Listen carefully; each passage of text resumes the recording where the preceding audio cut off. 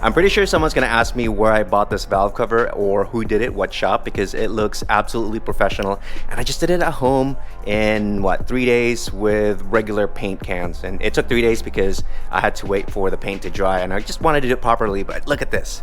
What? Look at that, dude.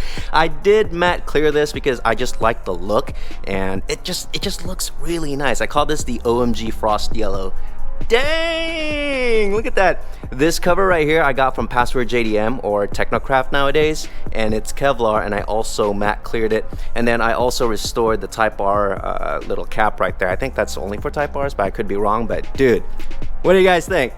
It looks freaking good, right? I mean, I did this at home with conventional stuff that you could find at AutoZone. So VHT yellow, and then also their matte clear, and then I just masked all the little areas right there so I can put the gasket and it looks good. But yeah, what do you guys think?